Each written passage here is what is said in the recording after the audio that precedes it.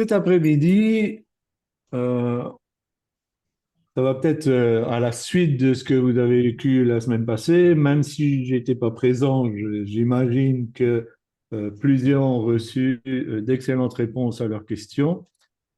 Et cette semaine, il m'est passé par l'esprit, je vais dire, de la Bar Mitzvah. J'ai dit, qu'est-ce que je vais faire avec ça? La Bar Mitzvah, qu'est-ce que ça va avoir avec nous? Et j'ai plus ou moins laissé tomber. Mais après, je me suis dit, bah, c'est la fête des mamans. Donc, peut-être, d'ailleurs, je vous souhaite à toutes une excellente fête. Soyez bénis, euh, que vraiment vous puissiez apprécier ce fait que vous avez pu donner la vie. Et aussi, il y a plusieurs adolescents dans la communauté. Et donc, j'ai pensé que ce serait bien d'aborder ce thème, surtout que dans une discussion avec Esther, elle nous a expliqué que plusieurs parents étaient venus leur parler de leurs difficultés avec leur enfant au niveau de la rébellion. Donc, Seigneur, voilà, tu me tires les oreilles, il faut que je parle de ça, donc je vais parler de ce sujet. Et d'abord, j'aimerais savoir, est-ce que vous savez exactement d'où vient la bar mitzvah? Est-ce que quelqu'un s'est déjà pensé sur cette fête? Est-ce que vous savez? Non, Oui, Florence? non, je ne sais pas du tout. D'accord. Est-ce que vous savez quand même ce qu'est la bar mitzvah? Moi, C'est non. c'est quand les garçons juifs ont 12 ans et qu'on fait une célébration pour le passage à une tranche d'âge supérieure. C'est C'est à ça? peu près ça. Oui, en gros. J'ai vu que Nadia aussi disait qu'elle connaissait. Oui, voilà, enfin, tout ce que je sais, c'est que c'est une fête juive qui marque le passage de l'enfant à l'âge adulte. D'accord, d'accord. C'est ma acquiesce, donc je suppose que c'est Il y a, aussi il la y a l'équivalent définition. pour les filles, Oui, la voilà. bat mitzvah. Voilà. Donc, en fait, c'est pas 12 ans pour les garçons, c'est 13 ans. Et pour les filles, c'est 12 ans, parce qu'ils ont estimé que les filles étaient un peu plus précoces dans la maturité. En quoi ça concerne exactement et quel est l'appui biblique par rapport à ça? En fait, il y a très peu d'appui biblique. C'est basé sur un texte qu'on retrouve dans Genèse 34 au verset 25.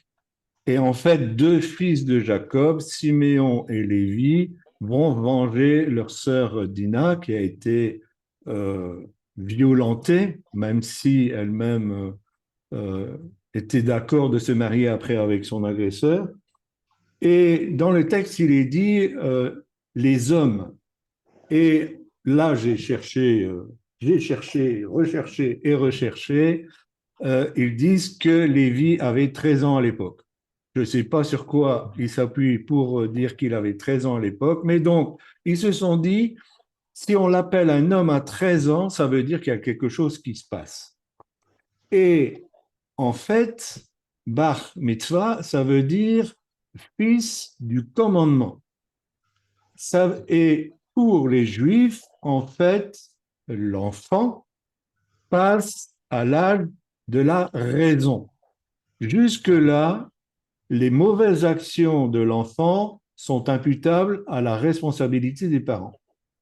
Mais à partir de là, l'enfant devient responsable de ce qu'il fait. Et surtout, il accède à la connaissance de la Torah. Et j'ai dit, bah, Seigneur, on se demande quelquefois, les enfants, quand ils sont à l'âge de raison. Euh, je me suis dit, c'est quand même une indication, même si le peuple juif est ce qu'il est, il y a quand même des inspirations, quelquefois, quand ils mettent quelque chose en place. Et je me suis dit, donc, est-ce qu'on doit réaliser qu'à cet âge-là, 12, 13 ans, il y a un changement par rapport à nos enfants. C'est aussi 12 ans, on retrouve trois événements par rapport à 12 ans dans le Nouveau Testament.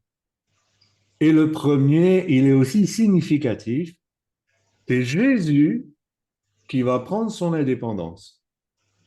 Il va retourner à Jérusalem, donc le pèlerinage est terminé, il ne va pas demander l'autorisation à ses parents, il va retourner à Jérusalem, et là, il va déjà démontrer qu'il a une grande connaissance de la Torah.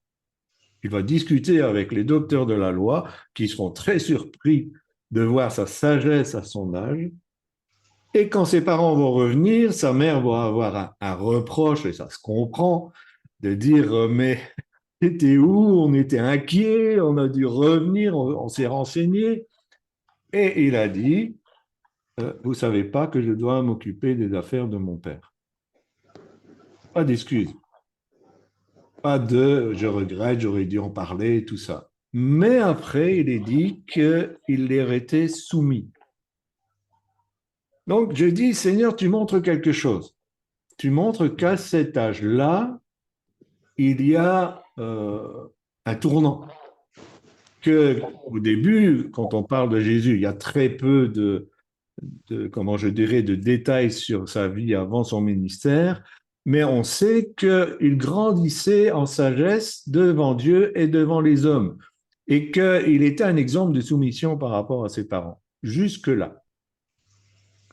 Il y a aussi le fait que la fille de Jaïrus avait 12 ans. Et ça m'a interpellé cet épisode parce que la femme atteinte d'une perte de sang était malade depuis 12 ans. Et dans une méditation, j'ai dit c'était le Jésus versus le diable. Parce que je me suis dit, Jésus guérit une femme qui était sous une malédiction du diable, parce que le fait de perdre du sang, c'était pas seulement d'abord très désagréable et douloureux, mais en plus, elle était considérée comme impure, donc tout l'accès à la vie avec Dieu lui était barré. Et tout de suite après que cette femme est guérie, les gens viennent de chez Jaïrus en disant, ta fille est morte. J'ai dit, voilà, le diable, il est en train de dire, t'as guéri cette femme, j'ai pas pu t'empêcher, mais moi je prends cette jeune fille. Je prends la vie de cette jeune fille. Qui est, elle, à la frontière de passer dans ce stade où elle va commencer à pouvoir prendre conscience de ce que est bien et mal. Mais Jésus, vous savez, on peut bagarrer avec lui comme on veut, il gagne toujours. Et donc, non seulement il n'a pas été arrêté par ça, mais il a ramené cette jeune fille à la vie. Après, je me suis dit, donc, il faut quand même qu'on discerne en tant que parents chrétiens comment on doit se comporter avec nos ados. Parce que ça change la donne. Des chercheurs de l'Arizona State University ont réalisé une étude afin d'évaluer le bien-être des parents tout au long de la vie de leur enfant. Les résultats révèlent que les parents rencontrent les plus grandes difficultés lorsque leur enfant atteint l'âge intermédiaire, en particulier dans l'entrée dans l'adolescence, c'est-à-dire entre 12 ans et 14 ans. Pour ces parents qui ont été étudiés, qui se sont exprimés, alors je suis désolé, c'est une mauvaise nouvelle si vous avez encore des petits-enfants, parce que la période la plus difficile de leur éducation, c'est entre 12 et 14 ans. Alors pourquoi? j'ai été moi-même ado, donc je peux comprendre certaines choses. J'ai éduqué des ados aussi, donc il y a des choses que je sais. Et un adolescent, il va être confronté à des défis énormes. Le premier, c'est le défi de l'identité. Un ado à cet âge-là change énormément. La physiologie va changer, qu'il soit un garçon ou qu'elle soit une fille. Donc, ça va créer chez l'ado des problèmes d'identité. Ça va aussi poser des problèmes de socialisation parce que il va être confronté à un environnement qui ne sera pas spécialement le standard de l'éducation qu'il a reçue jusque-là, surtout s'il est chrétien. Nous avons vu des témoignages d'ados qui se sont suicidés à cause de ce problème de socialisation.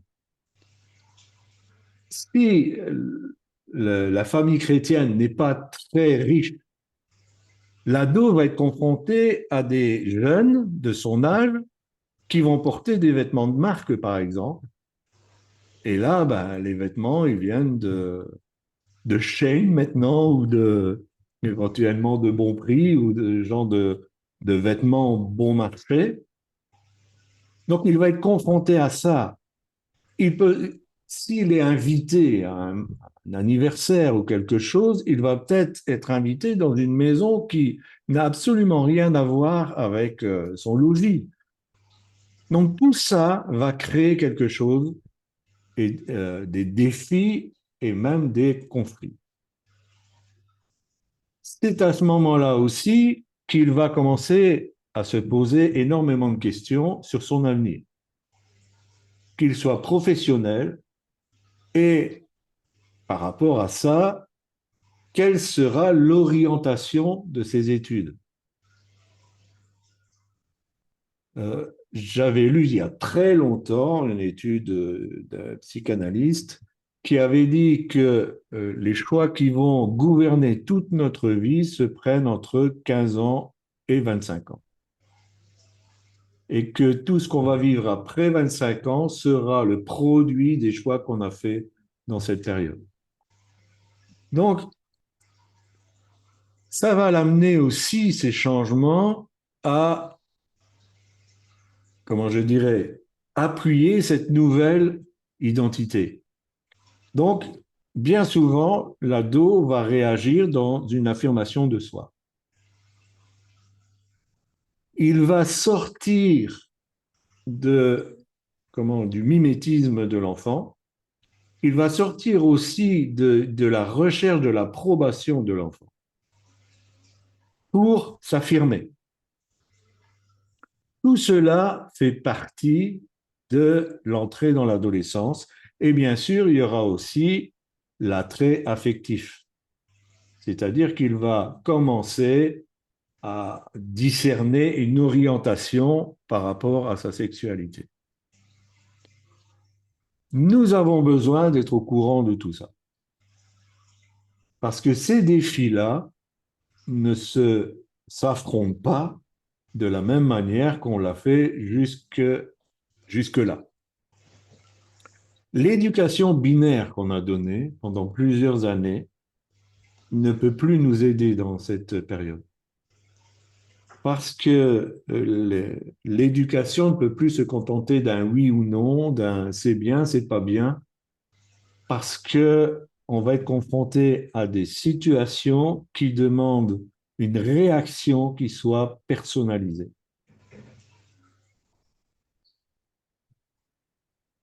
L'éventail de choix possibles pour l'adolescent est trop large pour que lui puisse encore se contenter d'un oui ou non, ou d'un c'est bien, c'est pas bien.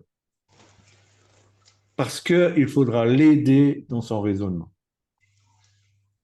Donc, je fais juste un constat. J'espère que ceux qui ont des ados, vous retrouvez certaines nuances. L'ado a besoin, plus que cette éducation binaire, en fait, nous devons lui apprendre à analyser. Nous devons l'amener à pouvoir analyser les situations, de peser le pour et le contre, de prendre en compte tout ce qui tourne autour d'une situation, de l'amener à une réflexion et aussi de l'amener à faire un choix qui a été réfléchi, qui a été analysé. Et ça, nous avons besoin de l'apprendre parce que jusque-là, le temps de l'enfance est relativement facile. Il ne porte pas de charge normalement. Il ne doit pas s'occuper comment on va payer le loyer, comment on va remplir le frigo avec des victuailles. Ce n'est pas son domaine. Et finalement, il doit se limiter à ça je peux faire, ça je ne peux pas faire. Alors des fois, il pousse un peu, en tant qu'enfant, les limites un peu plus loin pour voir s'il y aura des réactions, mais sa vie est relativement simple, ce qui n'est plus le cas du tout pour l'adolescent. C'est normal. J'aimerais vraiment encourager les parents. C'est normal qu'il a des réactions brutales, même violentes. Pourquoi? D'abord, il y a quelque chose de tout à fait chimique. Les changements physiologiques de la puberté vont amener chez les garçons un afflux d'androgènes.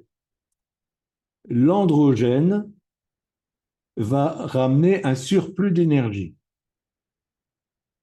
Et l'adolescent ne sait pas comment il doit canaliser cette énergie. Donc cette énergie va se manifester quelquefois par des réactions brutales. C'est normal. Chez les filles, il va avoir la manifestation des oestrogènes. Et un excès des oestrogènes va amener des sautes d'humeur, voire de l'irritabilité, et une certaine tendance soit à l'agressivité, soit à une attitude dépressive. C'est chimique. Ça n'a rien à voir avec le caractère, ça n'a rien à voir avec un problème démoniaque, ou appelez ça comme vous voulez. C'est le corps humain qui fonctionne comme ça. Ces changements physiologiques vont l'amener à la puberté, c'est-à-dire que il y aura un développement de son système sexuel et ainsi de suite, mais aussi tous ces hormones et ces ingrédients vont l'amener à ne pas toujours savoir gérer cette situation. À ce moment-là, certains ados vont avoir un déni parce qu'ils veulent rester dans l'enfance. Et ça, c'est pas normal. Et il faut encourager l'adolescent à rentrer dans son adolescence. Sinon, vous aurez un ado qui va se comporter comme un bébé. Et à la limite, il y aura une régression morale. Il faut lui apprendre à accepter d'entrer dans cette nouvelle phase de sa vie. Et d'autres, et là je dirais à l'instar du fils prodigue, dès ces premiers changements, vont vouloir s'émanciper et vont rejeter toute forme d'autorité sur eux. Mais ce sont des extrêmes. Ce n'est pas la majorité des adolescents qui va se comporter de cette manière. Alors, vient ici le centre de ce message, parce que maintenant, si on a fait un constat, il faut essayer de trouver la solution.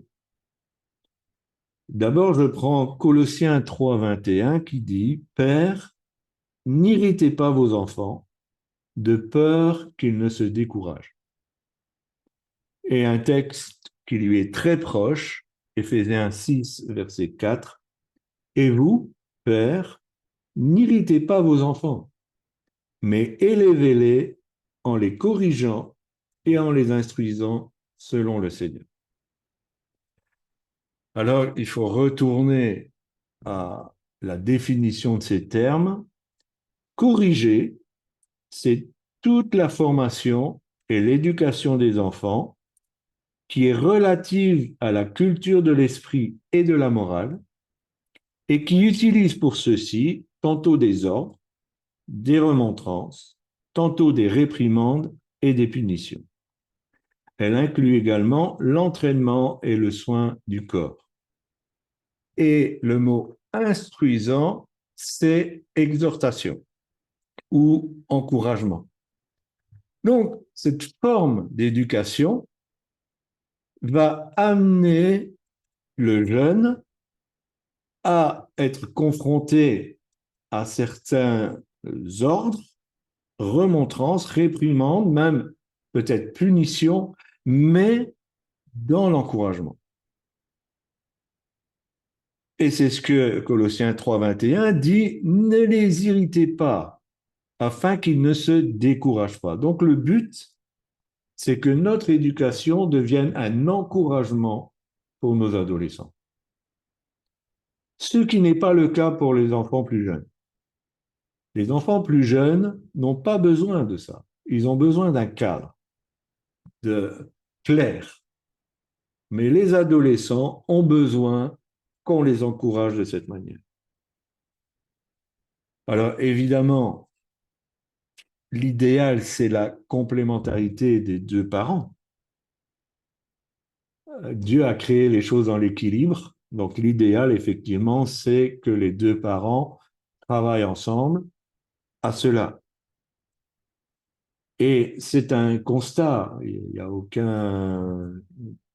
comment je dirais, aucune notion de condamnation ou quoi que ce soit, mais les familles monoparentales auront plus difficile, surtout si la famille monoparentale est tenue par une mère. Pourquoi? Parce que dans cet aspect aussi physiologique, la voix du père aura une autre consonance chez l'ado que la voix de la mère.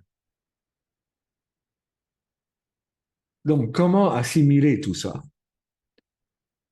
La première des choses, c'est que dans ce contexte, une parole douce calme la fureur doit devenir notre leitmotiv. Et j'aimerais dire certaines choses pour avoir fréquenté les adolescents. L'adolescent a besoin qu'on l'aide à l'analyse. Mais pour apporter cette aide efficacement, je ne dis pas qu'il faut se positionner en ami, en pote, mais il faut montrer une autre empathie. On sort du schéma de l'autorité qui est incontestable. C'est nécessaire. C'est nécessaire. Parce que si on veut aider l'adolescent à un choix qui sera pris en pleine conscience, parce qu'il a discerné le bien fondé, il doit sortir une liberté. Il ne peut pas sentir une imposition. Parce que justement, comme il est travaillé par cette affirmation de lui, si le conseil est bon, mais donné sous un sens d'imposition, il va se braquer. Alors, ce n'est pas absolu ce que je suis en train de dire. Néanmoins, dans notre discours, le oui ou le non doit devenir il est préférable à. Parce que ça donne une notion de liberté de choix. Néanmoins, il y a des choses quand même qui sont du domaine où on ne peut pas accepter. Il y a des choses qu'on ne peut pas dire, OK, fais ce que tu veux. Cependant, si on envisage une sanction, il faut que cette sanction soit adaptée, c'est-à-dire qu'elle ne soit pas démesurée. Je prenais l'exemple hier dans le cours. Si vous dites à votre ado, OK, tu peux sortir, sois prudent, évite les mauvaises fréquentations, et j'aimerais que tu sois rentré à 20 heures. Et de dire, si malheureusement tu rentres pas à 20 heures, eh bien pendant 2 jours, tu pourras pas sortir. C'est adapté. Et si c'est adapté, s'il y a contravention, il faut l'adapter. C'est absolument indispensable. Si vous prononcez un sinon, vous devez appliquer la sanction s'il y a transgression. Pourquoi? Parce que, et là c'est aussi un sinon, vous allez perdre votre autorité. Et l'ado va toujours pousser la limite plus loin. Le 20h va devenir 20h30. Si le 20h30 passe sans sanction, il passera à 21h, et ainsi de suite.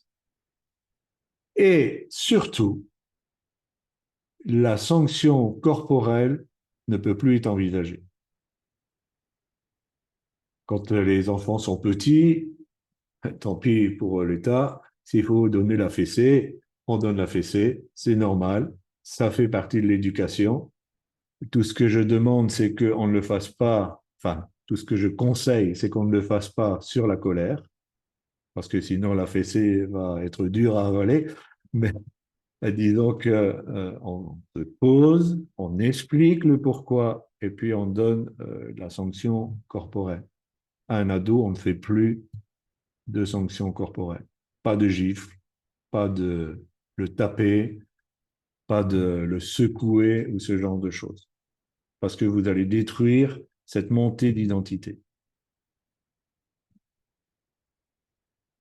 Donc, pour vivre tout ça, il faut demander à Dieu de l'empathie. Parce que quelquefois, les ados vont faire des choses que nous détestons. Et il faut savoir passer à l'amour, même si ce qui est accompli est détestable. Si on se souvient de notre propre adolescence, ça peut vraiment aider. Parce qu'on va se rendre compte que finalement, nous aussi, on a eu quelquefois de sérieuses difficultés. Et pour Michael, éventuellement, de dire mais maman, comment ça se passait avec moi et puis voilà.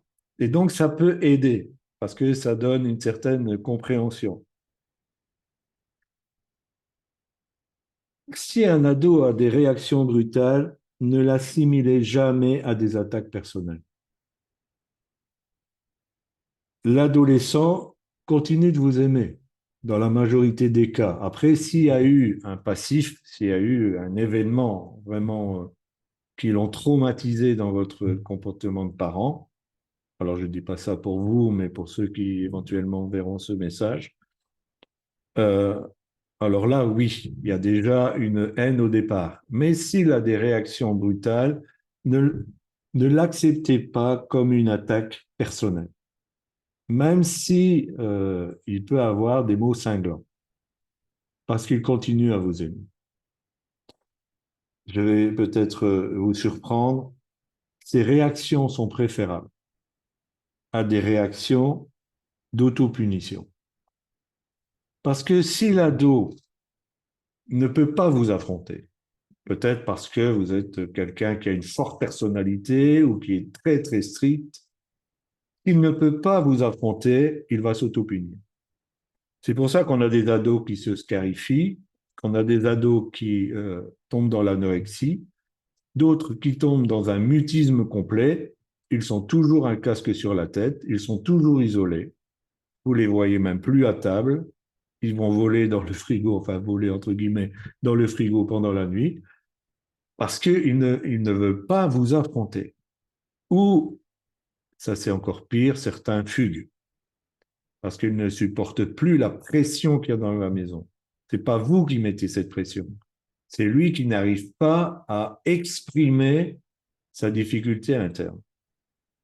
Donc, s'il a des réactions violentes, bon, bien sûr, je m'entends bien, n'acceptez pas qu'il commence à vous violenter et vous frapper, ça, c'est inadmissible. Mais s'il est un peu brutal dans son langage, euh, n'y voyez pas tout de suite, il agresse mon autorité, il m'aime plus. N'entrez pas dans ce schéma-là et comprenez que c'est normal et qu'il doit apprendre à gérer tout ce qui est en train de lui arriver.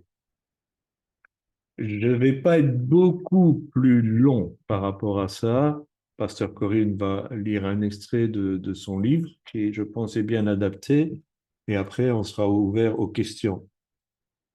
Euh, les réactions évoquées par rapport au fait de l'autopunition sont très souvent le résultat d'une non-adaptation d'une éducation stricte.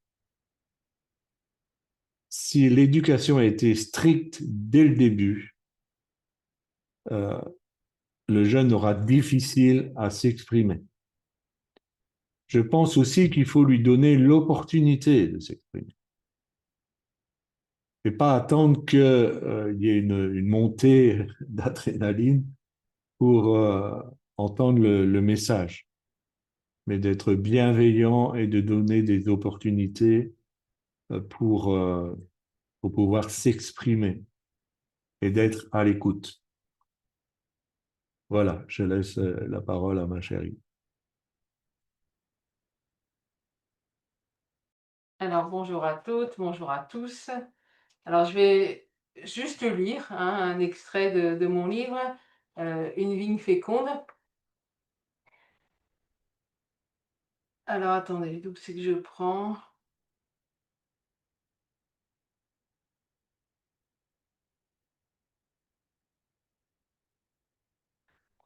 Attendez, voilà, donc j'y vais.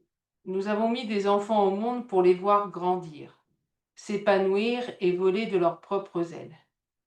Il est essentiel que nous ne brisions pas ces ailes par des attentes démesurées ou une dépendance émotionnelle excessive.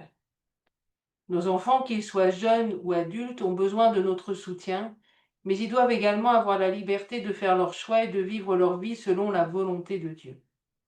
En tant que mère, nous pouvons, donc c'est la fête des mamans, nous pouvons également jouer un rôle de mère spirituelle. Et dans ce cas également, il est crucial de comprendre la différence.